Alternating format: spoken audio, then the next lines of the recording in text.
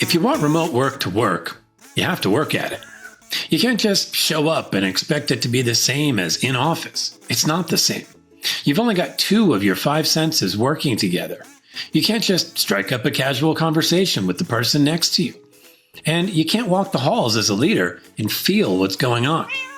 That doesn't mean it can't work. It absolutely can. Plenty of companies are doing it right now. But they've put in the work. And Tim Currie has put in the work to figure out what work needs to be put in. His book, Swift Trust, is all about how to build connections that go beyond the surface level BS that keeps us stuck in tactical mode. Want to do real meaningful work?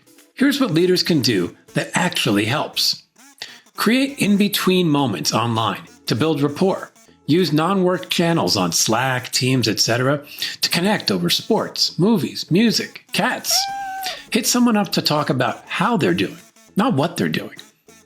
Shift your one-on-ones from task-focused check-ins, that's what email's for, to relational coaching sessions.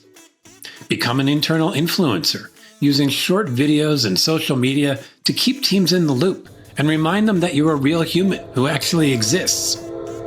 Give your big events, like all hands, some production value. Invest some time and money in making those meetings engaging and worthwhile.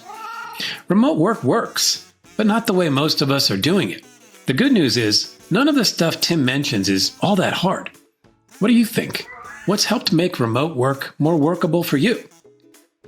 Welcome to the DesuckifyWork podcast, the show where we cut through the BS and find ways to make work more fun, more human, and less ridiculous.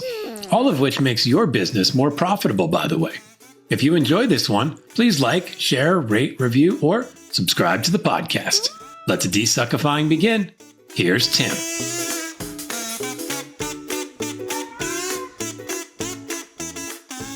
Okay, Tim Currie, welcome to the DesuckifyWork podcast.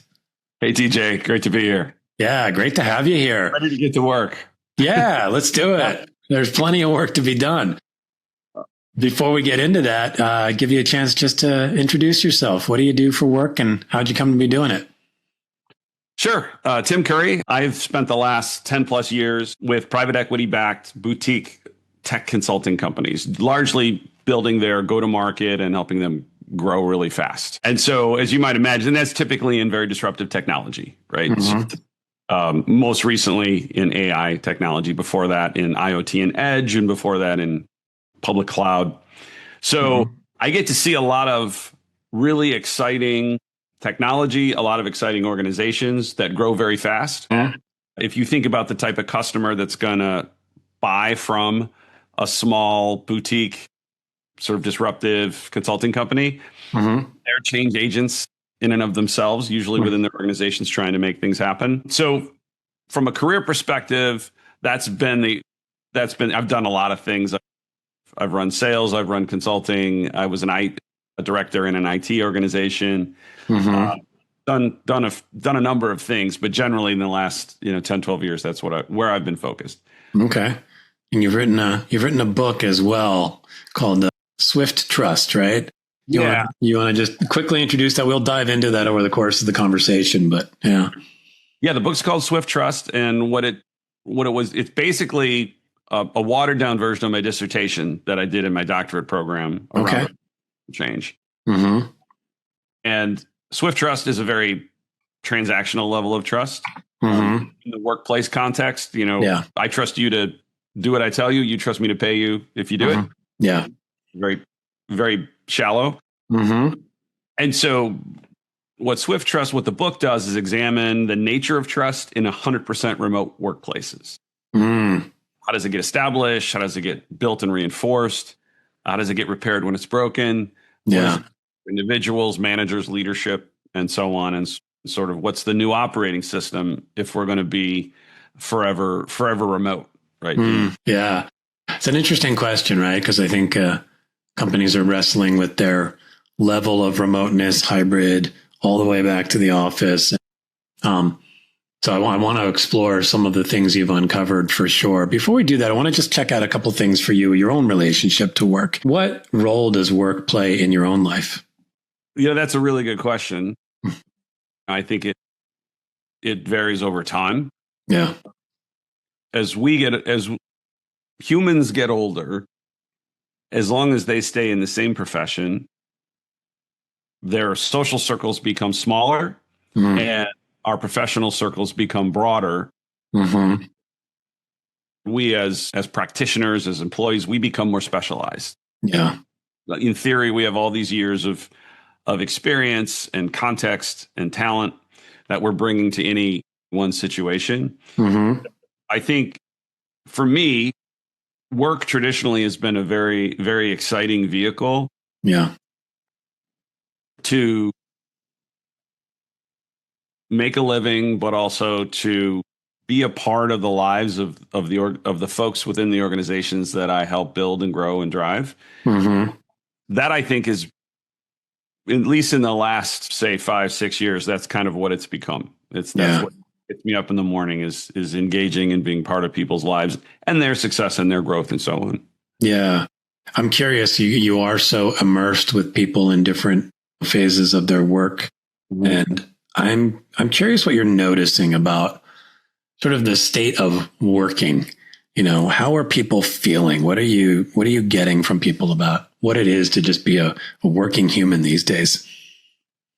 Yeah, it's a good question. I don't know that anyone really has sort of a complete pulse, right? Yeah. My sample size is going to be somewhat limited, but from what I see and the research I've done, and the research side of my world, and then there's the side of my world.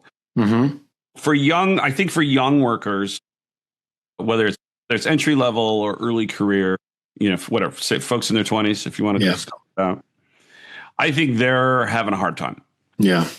I think the traditional scaffolding of life that an in-office workplace, it not necessarily doesn't have to be an in-office, but like the traditional workplace provided has been kind of stripped away. And I think unless they know a lot of people going into the situation, I think a lot of the work has become rather rote and task oriented. And one can easily read between the lines of, when AI sort of starts to reach a higher level of efficacy, that's easily replaced. So all of the observational learning that you and I likely went through in our early careers kind of stripped away because there's, Simon Sinek had, released a video yesterday, and very rightly, he said, trust is built in the in-between, right? It's before the meeting, it's after the meeting, it's in the hallway, it's in the break room. Right. There is no more in between, so that those experiences have been flattened. And so I think entry level, and I could talk about this and have talked about it for hours. Yeah. But that's a challenge. I think older, more established workers, I think many of them are living their best lives from the perspective of, maybe they had children later in life. Yeah. And their family they're able to have a young family, work from home, compartmentalize their workplace. They're specialists of what they do. They could do it from anywhere, and they're perfectly happy. Right. Yeah. And then I think you also talk to folks who very much feel lost and crave the human interaction that they don't have anymore. So I think work is, part of the idea of Swift trust and having a transactional sort of relationship with your workplace is that you do compartmentalize it. Right? Yeah. And whether maybe you've got a side gig, we can talk about that, still work. And there are a lot of people with side gigs and side hustles. It's almost as if we're conditioning folks to kind of go down that path. Yeah. In their career. So I think it's not what it used to be. It's not the grind that it used to be, but it's also, I think, not as fulfilling as it used to be for a lot of people. Yeah.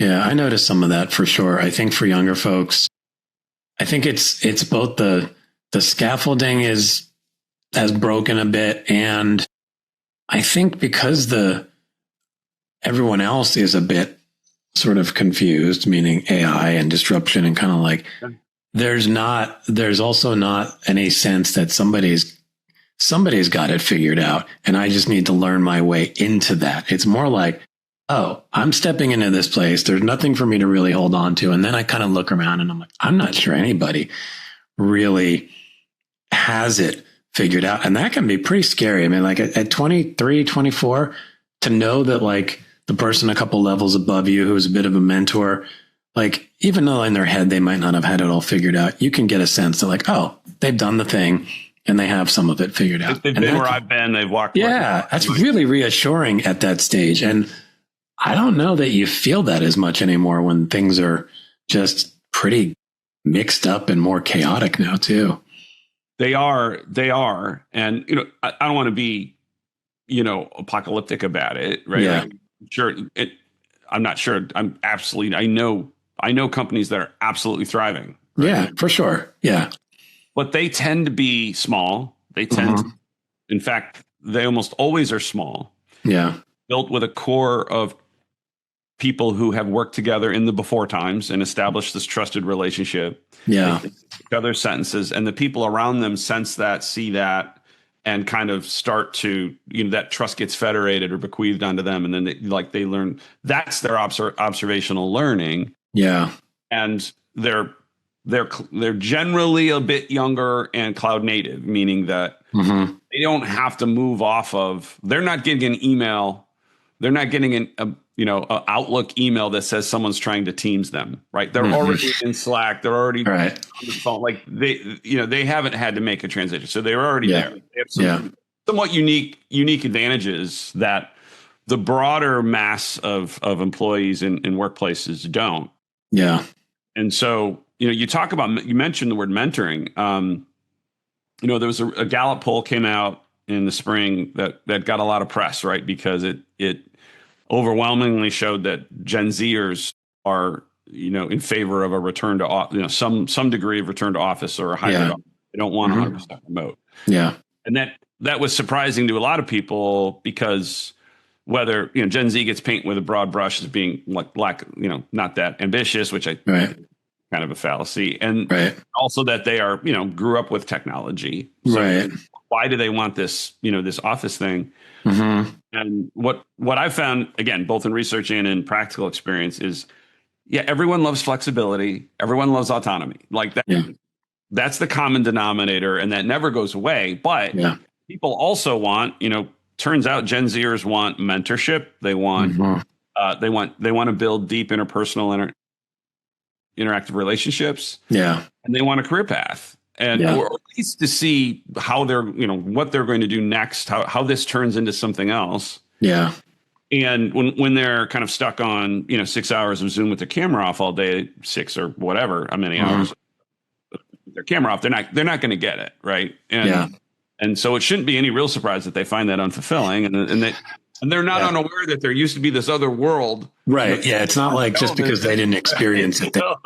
They've watched a TV show or two. They've talked to their parents. Like they were literally aware of it 7 minutes ago, like all of us were living it 7 minutes ago, basically. Exactly.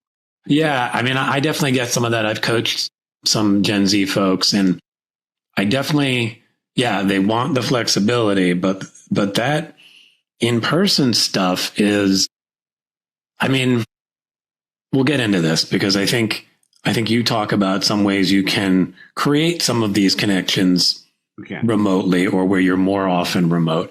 But it's intuitive, I think, to almost all of us as humans that, well, it's very easy when I'm just sitting around people that it's going to kind of rub off on me a little bit. Like I'm going to get something. And the other part, the remote part is a little more, I got to be very intentional and thoughtful and practical about how do I make that time. So I'm curious if I'm a young person or anybody really, and I'm just craving some of that connection and building relationships.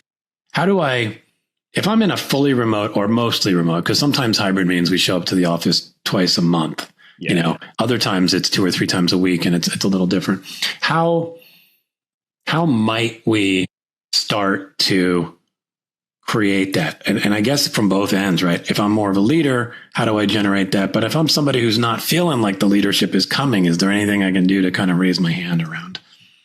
Yeah, there's some very direct things that leaders can do. And there's direct things that I think, well, we'll call just, regular employees. Yeah.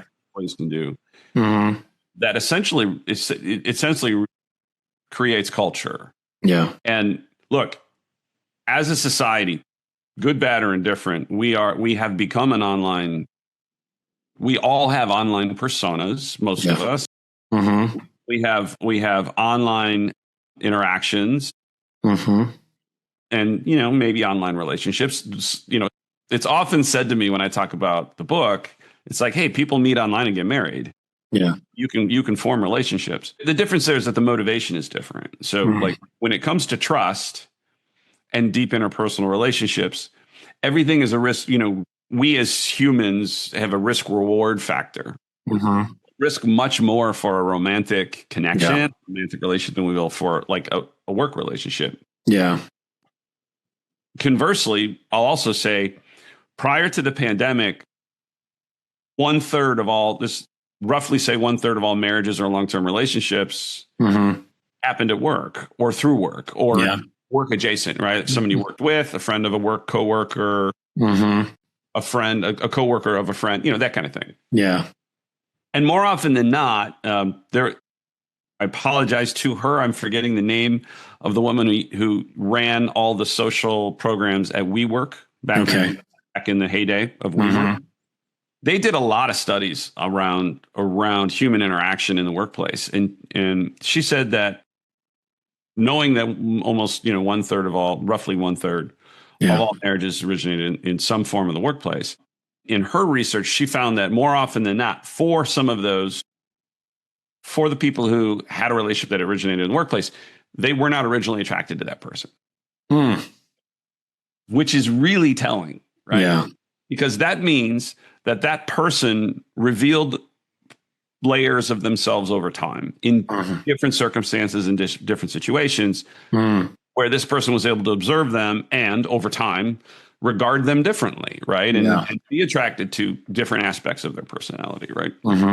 Now, I just said that the risk reward is different for romantic, but just normal interactive interpersonal relationships operate much in the same way. We see people operate over time. We see how they interact, and we assess them rightly, wrongly, over time based. When we talk about trust, it's competence, reliability, and character, and like we see that over time. Yeah. So we have to find another way to reveal ourselves over time, and that happens. For the organizations that are successful in building a culture completely remotely, it's in the online channels, right? It's in the digital collaboration platforms. Slack is the most prevalent. Yeah. There are non-work channels, right, where people engage. They talk trash about their sports teams, fantasy football team, or they have an interest group. There's a Swiftie channel, right? And everyone who might love Taylor Swift music, or her, or who has a daughter or a kid that they're taking they can share pictures. They can, can engage in ways that they would normally have done, casually. But you create these interest channels that allow people to interact in things that have generally nothing to do about work. Yeah. And not only are they doing that, but because that's how they're interacting the rest of the time. Yeah, that's fair. Yeah. I go back to Simon Sinek, that's the in-between. That's where that's how we're living the in-between right now. Yeah. That's interesting. At a personal level, it's creating, and it takes someone to care, right? Yeah. Who hasn't compartmentalized their workspace, workplace, and cares enough to engage and create these things. And then, it draws other people in. Yeah. It has to kind of happen organically. Yeah. On the other side, leadership has to do a number of things. So in my research, there were the three top factors that built trust in leadership in a 100% remote workplace was availability. Like, do I see the green? Are you there? Do you respond when I reach out? And how much they engage in those non-work channels. Right? Because that's seen as authentic. Right? Interesting. Assuming that they're not, that they're a decent person when they get there. So this idea of being available or kind of always online, I think I get the signaling of it, right? That it's like, my leadership is there for me. They're around, they're paying attention, they're involved. And then I think also sounds kind of like I'm constantly online and I'm constantly available, which can get in the way of some of the deeper work and some of that stuff. So how do you make sure you're sending the signals that you're around and available while also making sure you're not sort of just a tethered blob as opposed to somebody who's also doing some useful stuff? Yeah, I mean, I think you get some level of of management and common sense and compartmentalization has to come into play, certainly. Yeah. But I mean, I think when you talked about always on, I think again in a 100% remote workplace, in my experience, now I grew up in the tech industry, so that we were always on. Yeah. It's kind of the trade-off of flexibility and autonomy is that you're kind of always on. And so I think that has played a role in kind of this perception that, boy, sometimes it isn't that you're actually talking to them, but you see the green status light, like, hey, they're online just like I am. Yeah. And then if they do respond, it's wow, like they responded really quickly. But yeah, I mean, certainly some level of throttling has to happen. Yeah. The other side of that is, and I've talked to leaders who have caught on to this, that you have to create time to be intentionally authentic, which this is tricky. But you have to carve out time to say, I have to have a conversation with this person. I got to know about them outside of work as well as work. And that might mean that you carve out time to engage them at least that first time. And then you've got some context and background for the next conversation you have with them. And I think that's generally, there's really no way around that. Again, if that's the kind of organization that you want to have, right? Yeah. If it's important for your employees to feel this sort of traditional identity and belonging and satisfaction that you would hope that we all kind of expected in the past. Some larger organizations may decide, look, we do work with gig workers. We pull people in from Fiverr. We got people all over the country that are working. We're pushing that work to wherever can get done fastest and cheapest right now. Yeah. I don't care if I don't want you to be unsatisfied, but your satisfaction isn't the driver, right? Right. It's in that level, it is very transactional. It's not. It is sort of culturally woven in. Yeah. Trust you to do what I asked you to do. Price you on time, and you trust that I'm going to pay you when you do it. And so I think there's a big challenge in leadership to balance what parts of the organization operate at that level. In cases it could be an individual level. Operate on that level. What's their positionality versus someone who is a valued employee that you want to have a career and a growth path, or is in a group or a department or a role that you want to have that within the org.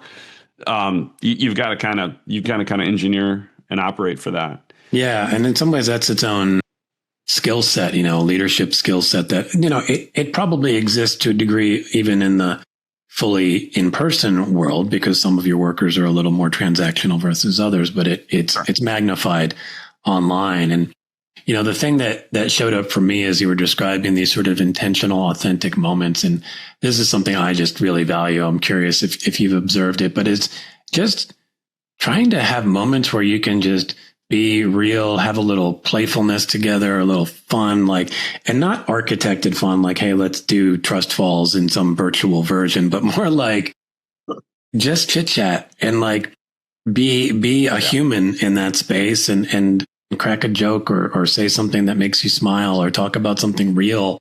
That I think is really huge. And what I've noticed, this is something I hear a lot in my coaching conversations, is things like sort of one-on-ones and all that, they're super transactional.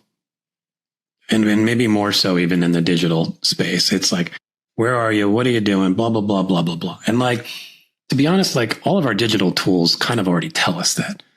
You might get a recap of some of that, but I think what's more important is the relational stuff in those conversations. I see you shaking your head. What are you noticing? Well, no, it's funny you bring that up, because that's some of the feedback I've gotten as well, is that why do we still have one-on-ones?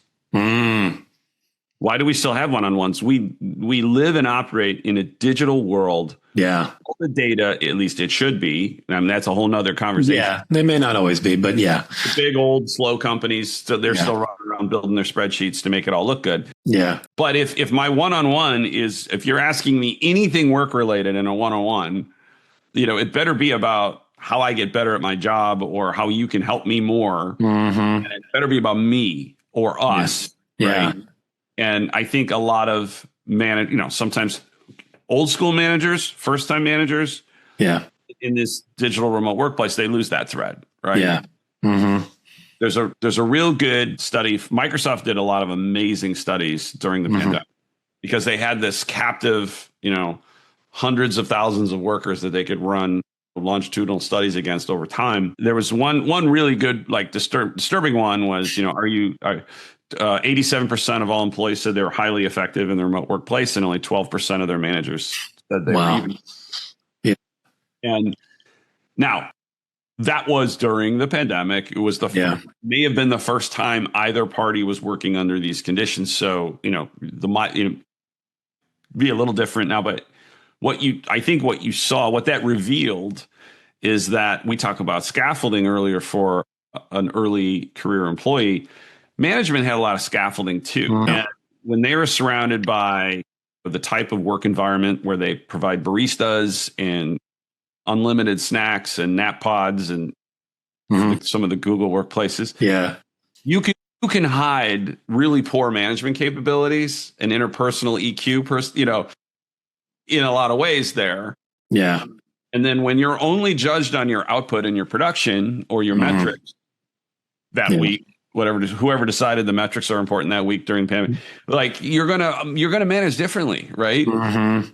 And that's going to come across in this digital world again, where you're holding these one-on-ones and being on task oriented, right? Yeah, that's a big red flag to a fully remote employee if their one-on-ones are at all about tasks or. I agree. Yeah, I think what I noticed is more junior folks are just like, I didn't know they could be about anything else.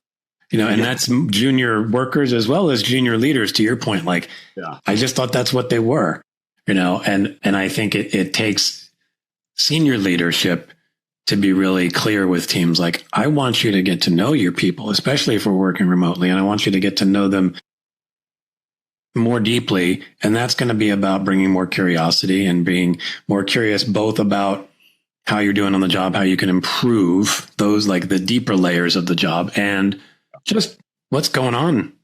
How are you doing? What's life like? The stuff that would be the in-between stuff. You create those moments there. I want to come back to that study because it brought up a few interesting thoughts for me, at least that they're starting to percolate. One of which is like the idea, like a manager doesn't think their employee is effective. I wonder if that sort of carries all the way up, meaning, and that manager thinks they're effective, but their boss doesn't think. Like, is it true all the way up?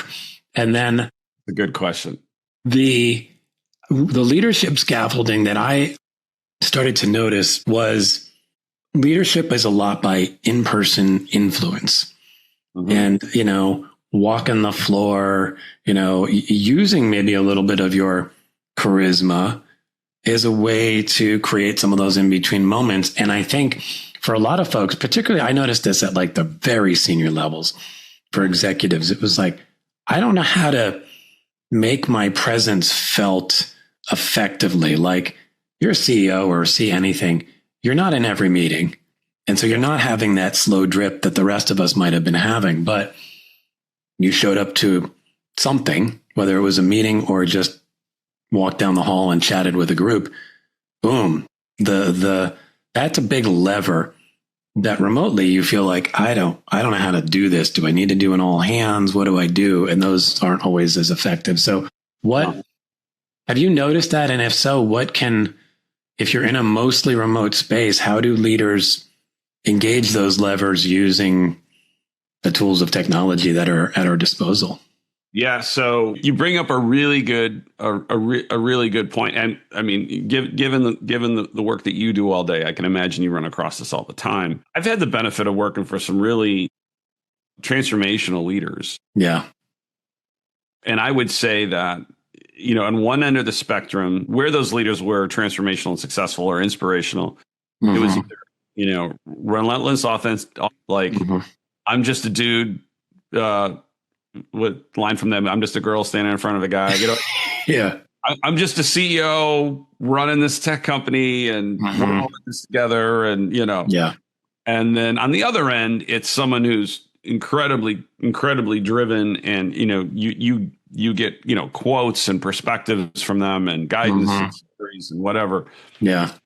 But all of that happened at the front of the room, in the hallways, in the meetings. And there's no more room, and there's no more hallway, and there's no more meetings. And a lot of those folks are, I won't say the word is struggling, but they certainly, like, the things that worked their entire career. Yeah. There's no way for them to work anymore. Well, there's a challenge, right, to get those to work. So on the think about the authentic side, like they're in a better shape than the ones who were more about the presence and the mystique and the inspiration. Yeah. You used a really important word, and that was influence. So what I have found is that there are some leaders who are becoming influencers for their own company. Yeah.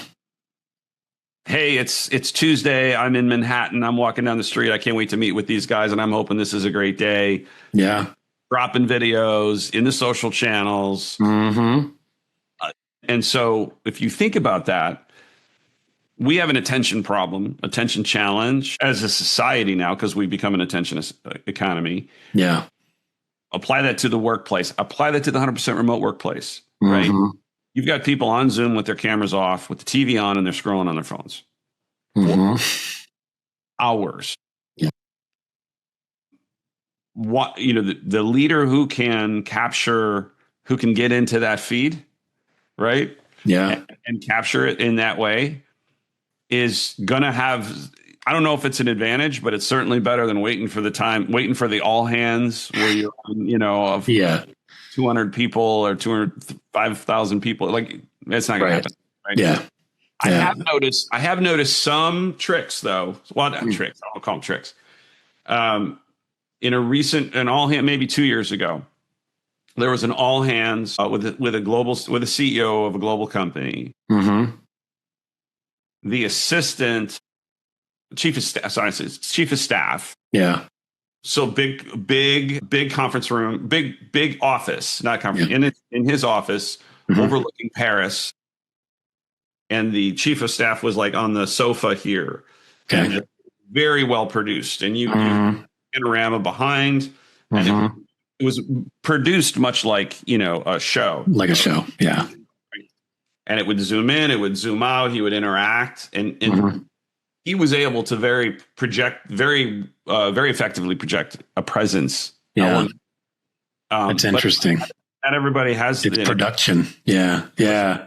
But it begs the question, I think, a little bit of like, what does a modern executive need to thrive in a world that at the very least is heavily digitally influenced, even if you're mostly in office? Yeah. The digital tools are here and it's part of your landscape. And it's interesting. You bring up this influencer skill, and that seems like, okay, it's probably using some of the same skills that I might have had walking the halls, but it's not all the same. There's something different about that. And then there is this like very tangible thing of how can we add production value to what is normally a bunch of squares on a screen? How can we architect this in a way that makes it feel more human and less distant? I think that's required, and I think that's coming. Yeah. It may not be for every meeting. Yeah. I think that the way, and I'll tell you why. So two things. One of the things, so the influencer concept of seeing your leader of whatever stripe, out in the world doing things on your behalf, at the company. One executive tell me this. It has a dual impact in that, one, you are authentic, because if we think about the old way, when you when you were at the front of the room or that leader walked their halls, everyone knew who they were. Mm-hmm. They carried a presence with them because of their importance in that context, in that scenario. Yeah. When they're on a street in Manhattan, nobody knows who they are. Mm-hmm. Right. Yeah. So they're like, let's say they've got the selfie stick and you're trying to be fun about it Mm-hmm. but energetic, and people are passing, you're out in the world and no one knows who you are. So it's only right. So it has the double influence of presence, message, but also there's authenticity because you're only you in that. Yeah. Yeah. You're actually stripping away a bit of the suit, the armor. Of the suit of armor, right? Yeah. Yeah. That's interesting. A note on the production level, and I would say I started to feel this most because I did my doctorate degree during the pandemic. Okay. And it was supposed to be a hybrid, but all of the in-person stuff for the first 2 years got canceled. Mm-hmm. But we also had to live through lifelong college professors who are used to being in the talk about front of the room, right? Yeah. Creating a presence Mm-hmm. and a relationship and often, and their establishing their expertise by how they delivered for almost their whole career. Mm-hmm. And now they're like, oh, my internet isn't working well. And, they're at their dining room table. Right. It's not the same. They're just some dude or lady. Like you lose a little bit of that, like classes. And you're like, what am I getting? Right. There's a lot of power in standing in front of a 200-person lecture hall with the lectern and the big screen and there's some magic that gets created there. Yeah. I was told this by a career academician who grew up, who's a bit older and old enough to remember in the Catholic Church when the priest would face the altar. And the idea was that everything was coming through them into the congregation. Yeah. There's a little bit of that when you've got the crest of sure. All and that person is emboldened and empowered with all of that legitimacy. Yeah. And that gets stripped away when they're just, someone sitting in their home on their dining room table and, the cat jumps in, the kid runs across in the back, that's not the same as a doctorate level, people who are trying to do their dissertation and, they're looking for the old, like John Hausman. Yeah. Yeah. No. I want to be inspired. I want to, let's drop some knowledge. Right. And I think that you'll start to see online education take that role where in a way, as the person goes through, through and moves around a lecture, and they'll have a producer there, visuals and the Zoom boards and things up. I buy that. And I think that will go to corporate education as well. And then I think from a leadership perspective, that's you're got to bring that in yourself. Yeah. I mean, it really creates an interesting thought. You mentioned a little bit before about career development in this space. And I work with a tool as a coach it's all around, it's called the Promotability Index, but it's just all about, particularly for senior leaders, what skills you need to be bringing. And I can start to see how this is evolving a little bit. And, and even some of the old terms, what do they mean now? What is executive presence now? How does your EQ show up? What does it mean to be visible as an executive in this space? And we're kind of chipping away at that, but it's like, I think we need to be maybe having more conversations about that because it's not going to do any good to either go, I'm stomping my feet and I want it to just be the way it was.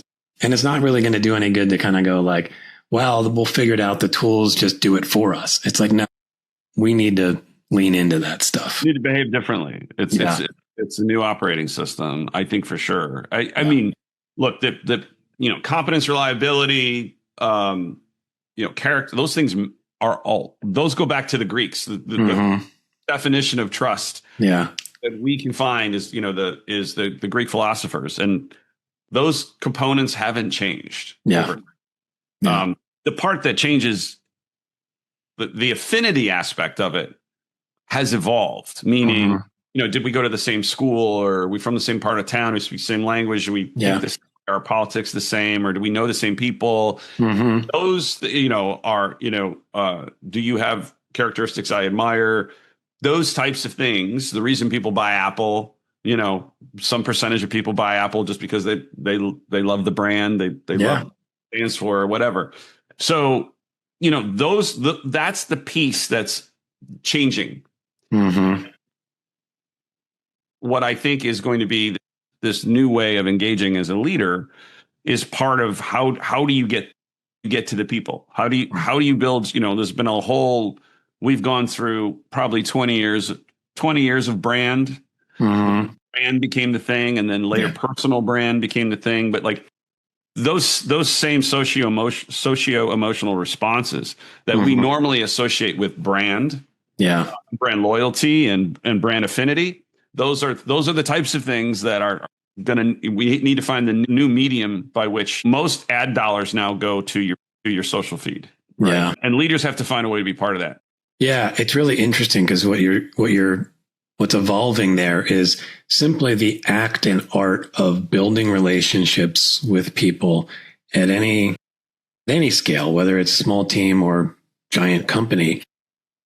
It requires more intentionality than it used to, right? In some ways, I don't think you even thought about relationship building back in the day. It just happened. It was the water you were in, right? And now we took away the water. We just think everybody knows how to figure it out. And I think that's where that intentionality comes, and we need to use some of the tools. Yeah. I think that's a really interesting insight. Yeah. No, I appreciate it. I've heard one colleague of mine describe it as, for those of us who have kids that are in club sports, like, the idea of being a kid in your neighborhood playing games with the kids that live around you. Yeah. Your parents enrolling you in club sports so that you can drive 30 miles away to go play a game or a practice. Like, yeah, they both can be rewarding. Right. But the things that happen organically in our lives are the things that we generally hit harder and are more sticky, more lasting. And those types of relationships, if we take this to the corporate world, trust and interpersonal relationships are the things that get organizations through tough times. Yeah. Right. That. Yeah. And it's not spreadsheets. It's not Gantt charts. Yeah. How well do we all function as a group that operates within a culture and a set of corporate objectives? That's what gets you through the tough times. And that's the area 100%. That I think is most at risk. If we think of this purely from what does this mean for industry, or what does this mean for that's what's most at risk. And it feels like you can extrapolate that to society at large, right? That we're feeling this sense of distrust between people because we're in the middle of a giant experiment of how do we build this in a world that is largely virtual in terms of our interactions with other human beings. And we're seeing some of the mess of that. But what I get from you is there's a way forward that we can be more intentional. And I love this sort of line we're trying to walk here between intentional, but also authentic and organic. And I think there's tension there, but there is also sort of a sweet spot. I think you can find the ways of just making choices to show up authentically and organically, where before it maybe just happened because, I bumped into you on my way to get a soda,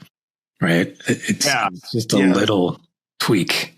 It is a bit of a tweak, and it might be exhausting for some people, and it might come incredibly naturally to some people. Yeah, depending on their positionality and what they're looking to get out of their work experience or their leadership experience, and what they're used to and where they're from. Yeah, and I think mastering your digital collaboration world, making you can engage authentically and organically there, creating the space for people to do so, and showing up in a way that's not compartmentalized is the first baseline step. Yeah, a lot of other things we talked about production and being an influence. Those are tools to sort of build on that. It feels like, yeah. I don't know. I wish I had blood pressure cuff on my arm when you mentioned Gantt charts because I hate them so much that I probably spiked like 20 points. Same thing with Slack. The form of fiction is a Gantt chart we used to call. I don't know. It's just like, I'm not a fan, but that's okay. I've asked you a handful of questions here. I'd love to give you a chance to throw one to our audience. Do you have anything you'd like to ask them about what we're talking about here? Yeah, I mean, I think so. When I look back, having thrust myself into this world and this dynamic and this situation, both my research and my practical experience. When I look back and in my book, like I start every chapter with an anecdote of something that happened to me personally with interaction with other people. Yeah, and a lot of times I was surprised at how far back I went. Right, and I'd like to know what are the authentic moments, the memories, the anecdotes that live in your consciousness about past work experience with colleagues that became friends or just colleagues that you don't think you could have today. Yeah, because of the remote. Even hybrid. I would say because hybrid, it's like, well, Bob comes in on Wednesday, and they're here from 10 to 2. Our teams are in on Tuesday. Your team's in Wednesday. With someone in California, like even that is it's not always conducive. Yeah, that's really interesting. I definitely have some stuff popping up in my head. Right.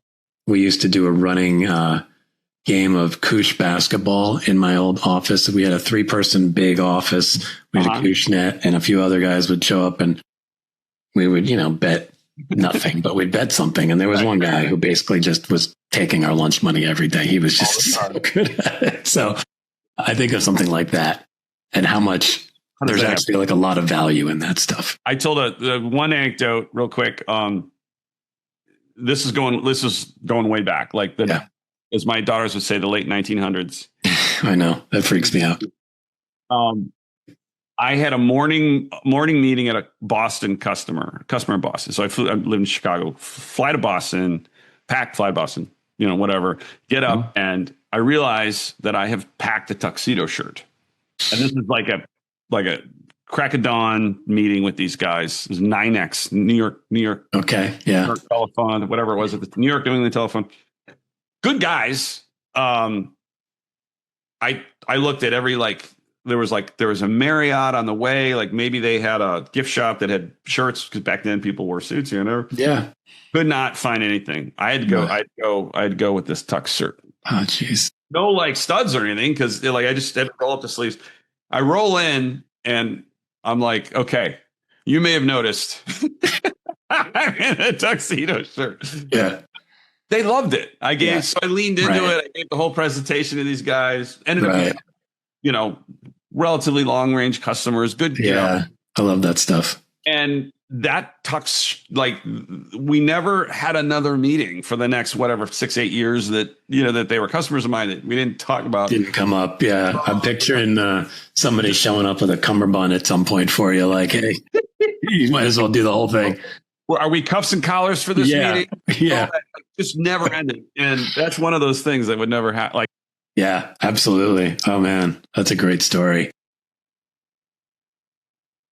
If you could wave a magic wand and just create a fully desuckified work world, what does that world look like for you?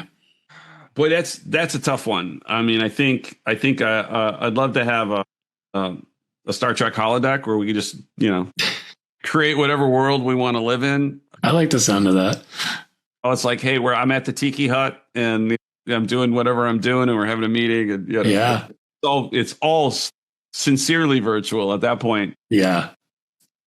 But I think if I could wave a magic wand, I think I would find a way to incorporate the positionality of everybody into what they're doing, right? What they're doing for a given organization, what they're doing. I think right now, there's probably a lot of companies still sending the same HR satisfaction survey from 2019 out to their people, right? So much in the world has changed. Yeah. I think if I could wave a wand, it would be like a more personalized experience within the workplace, which is a huge investment. It's a huge, some might think a distraction for an organization, but I think in the end, you're going to find people that gravitate to certain work experiences. And Yeah. I think one of those might be hyperlocality. So I think as we get into a world where I can't prospect, I can't send an email to somebody. I can't call them. They don't have phones. Mm-hmm. If they have a phone, they're not going to answer it. Yeah. Send them an email. There's going to be an AI scraping that thing out of there. If I have AI generate emails, it's going to get even worse. Mm-hmm. And so how do you connect? How do you get your message out to people? How do you engage? Yeah. If I'm living somewhere and I have to go into an office where I have to Zoom with somebody who's in their pajamas because they live in Virginia, Right. it's not a good experience. So I think there might be a path where people say I live in Chicago. We're a Chicago company, or this is the Chicago branch. Everyone that lives here works here in the office. Your team is here. Your leaders are here. Your customers are here. Mm. And that might be something that kind of emerges, if not as a strategic advantage, maybe a niche. Yeah. People on the other end of it want to know that they're dealing with somebody who's down. That's interesting. Yeah. I could see that being a bit of a pendulum swing, but it's created a little differently. Yeah, I like that. I also like the holodeck, though. I mean, I'm pretty. That would be pretty cool. If I had my choice, I'd go the holodeck. Yeah, that'd be pretty awesome. Speaking of things that are a bit silly, I always invite people to make a sound effect or have a sound effect for the show, because my intro is littered with sounds, mostly cat sounds, but often others. And I always add whatever the guest is willing to add to the show. I always bring it into the intro somewhere. So do you have a sound you'd like to add to our library? I do. Let me see if I can pull it up. But I will say it's a train whistle. Okay. And the reason I thought of this is like a train whistle that's in the distance. Because when I was a kid, for some reason, this always appealed to me as I would hear train whistles in the distance at night and think, okay, where's that train going? Where's it coming from? Who's on it? Yeah. Yeah. There's something sort of romantic about a train. Yeah. Wistful. Yeah. Can you hear this? I love that. I mean, that sound is very evocative, right? I remember it too growing up. I don't get as many here in the Phoenix area because we don't have as many trains, but yeah, I love that. Well, the last thing I want to just invite people to figure out where they can track you down online, Tim. So what are the best ways for them to learn about the work you're doing, your book, all that good stuff? Sure. So the book is called Swift Trust, and they can find it at swifttrustbook.com. There's a few ways of engaging there as well as buying the book. And then you can also get it at Amazon. So just Swift Trust as a book. It's available on Amazon as well. Awesome. And you can find me on LinkedIn. All things that I'm doing on any given day. Awesome. Well, I will put that in the notes so it makes it easy for people. And I invite people to follow you and check out your book. There's a lot of good stuff. We got a taste of it today, but it goes even deeper in your book. You put a lot of time, obviously, into your research. So I think it's important. I genuinely think it's important both for how we work, but I do think it actually goes beyond that. I think it really leans into something more broadly societally. So I love what you're tapping into. Yeah, I appreciate that. I think it's a mechanism that plays much more broadly, certainly. But also that's a bigger challenge, right? It is. We will all do our piece. Yeah. Great, Tim. Well, thank you for coming on the show. This was awesome. This was great. Thanks for having me, TJ. I really enjoyed the conversation and looking forward to when it airs. And I hope people check out the book. Awesome. Take care. All right. Cheers. Take care. Bye-bye. Thanks, everyone, for tuning in to the DesuckifyWork podcast. And a huge thanks to Tim for bringing a fresh take on trust and remote work to the show.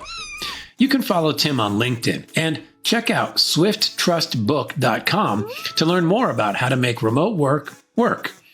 If you enjoyed the conversation and would like to help your teams bring their absolute best to work, I invite you to schedule a free half-hour discovery session. Type meow in the calendar invite, and I'll also send you a free DesuckifyWork t-shirt.